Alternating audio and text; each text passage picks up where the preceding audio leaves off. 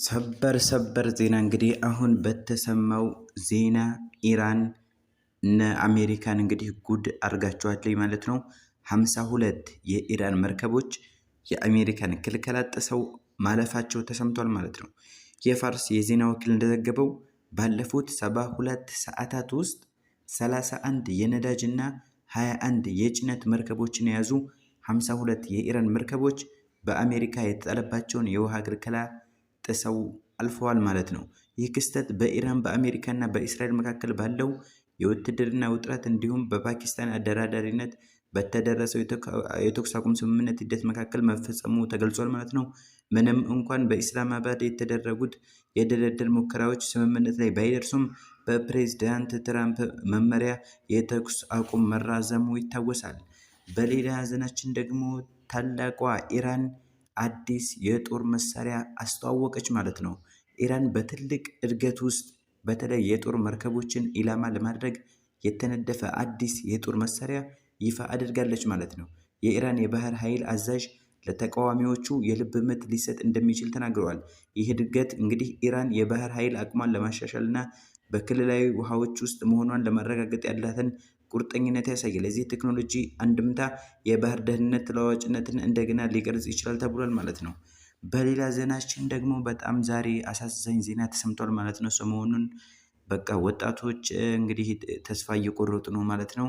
ይህ በምስሉ ላይ የምታዩት ውብና ተስፋ ያለው ታዳጊ በነቀምት ከተማ በትናንትናው ዕለት ባልታወቀ ምክንያት በገዛ እጁ ህይወቱን ማጥፋት ተሰምቷል ማለት ነው።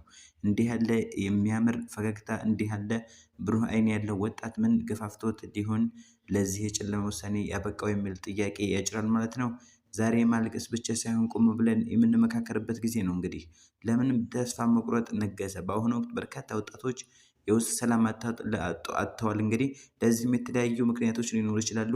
የስነ ልቦና ጫና፣ ጭንቀትና ስቃይ በውስጥ ይዞ መታገል፣ የሚያዳምጥ ማጣት፣ እንግዲህ በማህበራዊ ሚዲያ ተጽዕኖ የሌሎችን ፍጹም ህይወት እያዩ የራስን ህይወት መጥራትና ባዶነት መሰማት፣ የወደፊት ስጋት፣ ስራ አጥነት፣ የኑሮ ውድነትና የነገ ተስፋ መታየት አለመቻል፣ እንግዲህ የፍቅርና የትኩረት እጥረት፣ ቤተሰብ ጓደኛ በቅርብ ቢኖሩም የልብን የሚያወዩበት ነፃነት ማጣት። እንግዲህ መፍትሄው ምንድነው?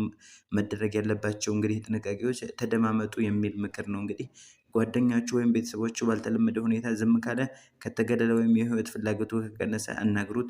ምን ሆኗል ከማለት ይልቅ አንተን መስማት ዝግጁ ነው ይበሉት ማለት ነው። ተስፋ መቁረጥ አትቁረጡ። ህይወት ውጣ ውረድ አላት። ዛሬ የጨለመው ነገ ብሩህ ቀን እንደሚመጣ ምልክት ነው። ምንም አይነት ችግር ውስጥ ብትሆኑ የሚወዳችሁ የሚረዳችሁ ሰው አይጠፋም።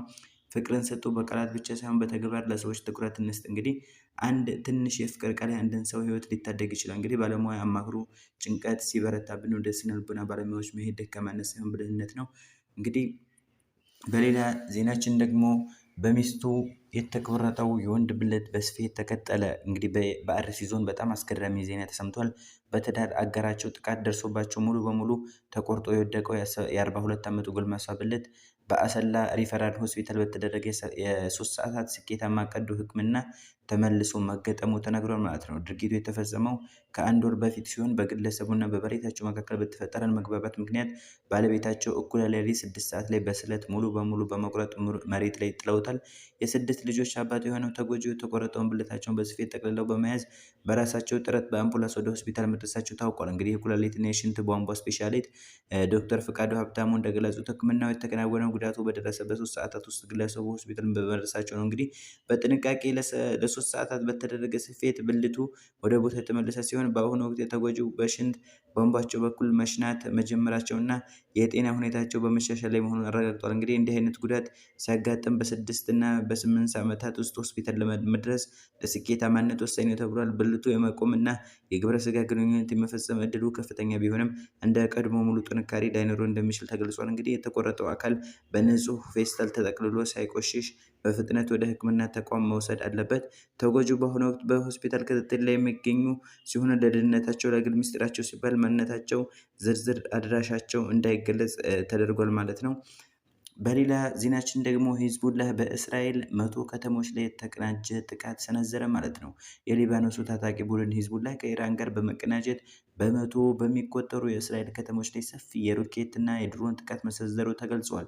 ጥቃቱን ተከትሎ በመላው እስራኤል የአየር ጥቃት ማስጠንቀቂያ ሳይኖሮች በከፍተኛ ድምፅ እየተሰሙ ይገኛሉ። የጥቃቱ ስፋት ጥቃቱ እንግዲህ በሰሜናዊ እስራኤል ብቻ ሳይሆን እስከ መካከለኛ እስራኤል ቴልአቪቭ እና ኢየሩሳሌም ድረስ መድረሱ ተዘግቧል። ሳይረኖቹ ከመቶ በላይ የሚሆኑ ከተሞችን፣ መንደሮችን ውስጥ የሚኖሩ ዜጎች ወደ መጠለያ እንዲገቡ የሚያሳስቡ የማስጠንቀቂያ ድምጾች ተሰምተዋል። እንግዲህ እስራኤል በምላሹ የእስራኤል መከላከያ ሰራዊት አየር መከላከያ አይረን ዶም አብዛኞቹ ሚሳኤሉን መክሸፉን ገልጾ በሊባኖስ የሚገኙ ሂዝቦላህ የሮኬት ማስወንጨፊያ ጣቢያዎች ላይ የአየር ድብደባ መጀመሩን አስታውቋል። የጉዳታ ሁኔታ እንግዲህ እስካሁን በጥቃቱ ምክንያት ስለደረሰው የሰው ልጅ መጥፋትም ሆነ የንብረት ውድመት ዝርዝር መረጃ አልመጣም። ይህ የተቀናጀ ጥቃት ቀጠናዊ ውጥረቱን ወደ ከፍተኛ ደረጃ ያሸጋገረ ሲሆን ሂዝቦላህ ጥቃቱን የሰነዘረው ለሊባኖስ ህዝብ ጥበቃ እና ለእስራኤል ጥቃቶች ምላሽ ለመስጠት መሆኑ ተገልጿል ማለት ነው።